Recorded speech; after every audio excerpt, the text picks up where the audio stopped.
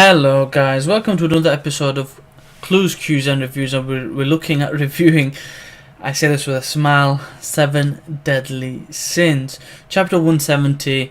To give you an update, this is the second video today. What I'm planning to do tomorrow, fingers crossed if all goes well, is to do Black Clover and Platinum End, more than likely, leaving Wednesday for Hinamaru Zuma. If any more and then Shubutai comes up for Wednesday. And if not, I'll probably catch up with anything else I'm behind on, which is more than likely going to be Dragon Ball Super, because that's literally all I'm behind on. So, without further ado, let's get into this interesting but simple review. So, not much can be said about this chapter, other than awesome. And there's a few things to take off from this chapter. I mean, I could go into a summary of the key events or things that happen in this chapter, but ultimately what you've got to bear in mind is the 10 commandments, as they are right now, are still in a weakened state. The way and I guess the degree to what we're meeting them means that as we go down the actual ranks, as we go meet the remainder of them, we will meet the stronger ones. Okay, so this is how I envision it. I believe we've taken out 2 or 3 so far already. The idea that Escanor can take out these 2 characters is believable because of the reaction. Now, remember they mentioned a name, that Esatrosa or Isatrosa is basically a reference to Meliodas' older brother. You know the picture that looks like Meliodas. Wanted post, the guy that came in Elizabeth's dream. I believe he's the strongest. That's why he has a laissez-faire, very relaxed kind of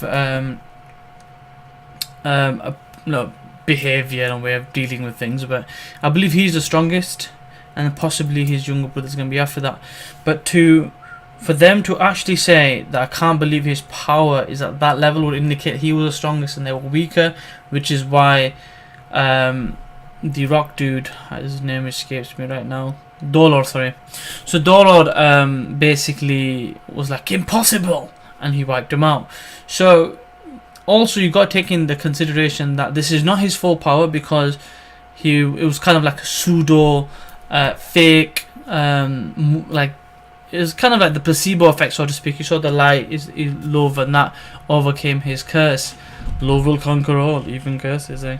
But anyway, so the idea is he wasn't at full power, he couldn't keep it for long, and the fact that he had to kind of refer to his axe to use the most of that power would indicate that it is above 28,800, which is what referenced at that point. I'm guessing his power is going to be close to 60,000 when he's at full capacity. But yeah, he was able to kind of tap into the axe's sacred treasure power and do a number of the 10 commandments. So ultimately there was kind of 3 or 4 things that came out of this. We know that at that kind of capacity his power is at 28,800, which shows how powerful he could be, because it was getting close to 50,000. I'm guessing it's going to be close to 60,000 in the sun. We didn't get to see it finished because the previous 10 commandment bailed and he got turned to stone, right? We also find out that I think Meliodas probably got the strongest relationship trust-wise, because Ban was going crazy and he's also at 7th commandment, and he was like, oh, he's going to kill everybody, what's he going to do? And Meliodas was like, no, trust in his thought process, trust in him, he'll be fine. I think that's interesting for me, because the whole time you've got to think, okay, you know he's powerful, but other than his power, what makes him the captain? And I guess that's that implicit trust he has in the member of his team. Because if you see through the manga, there's points in times where he's basically creating an all-star team. The Giant, the Fairy King, Merlin, Ban, getting these characters together. We haven't really seen how Gothel really came about, but now we get to see Escanor. The way he formed those teams, he didn't really give a crap what the background was. He liked him, he brought him on board. Over time he gained their trust, so even if collectively at certain points they may not have the best team dynamic, but they believe in him and he believes in them. And that really showed, because even though Ban and Escanor are on the same team, when it came down to it, Meliodas had full trust in his companion and said he's going to be fine, he's going to make that right decision, and go for it. So that was an interesting point, that Escanor was going all out, Meliodas trusted him, Ban did not. It's important. Now, how this translates to the trust of other team members, it has not really been made clear here, but that's definitely the thing that's made clear. Also, that was made clear, like as Karen stressed earlier, Meliodas' older brother appears to be at this point the strongest member of the 10 Commandments. What you must also bear in mind is, of the ones they've met so far, if I remember correctly, they met. This is the second pairing. They've all gone to five different areas. You have to understand that these people didn't really eat as many souls, so they weren't like the strongest ones of the 10. So I'd imagine if these met these lot later, they would have been a lot stronger. We know of 2 that have gone on to basically eat a lot of souls from like 9 different towns, so they'll be coming up very soon. And we know of the other 2, which are the 2 brothers. They'll be coming up very soon as well. I'd imagine they're going to be the ones at the last, and they're going to be the strongest ones. We'll have to wait and see how that really pans out, but that's all I've got really. So what we found out is Escanor is a bloody beast. This power is OP as hell. I cannot wait to see him at full strength. It's going to be something crazy. He can basically use the sun from his axe and melt anything in his way.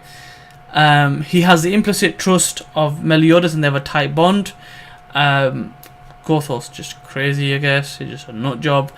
The 10 commands were weakened at this point, bearing in mind they haven't added that many souls since their release. And Meliodas' older brother appears to be the strongest one so far, but I could be wrong. That's all I'm getting from this. But anyway, I hope you enjoyed the chapter. Hope you enjoyed my analysis and my review. If you enjoyed something in this chapter or something that I've mentioned, please give me a thumbs up and let me know in the comment section below. If I've missed anything, let me know in the comment section below, because a lot of the times, a lot of the creative thoughts come on the back of other people's comments, and it gets the creators' juices flowing. I really enjoy that, so please let me know in the comment section below your thoughts of the chapter and what you think is going to happen next. And if you haven't already, please subscribe. I've got to 41. I'd like to get to 50, then 100, on my goal to get to 1,000 by the end of the year. I'm sure I can do it with your guys' help. And until then,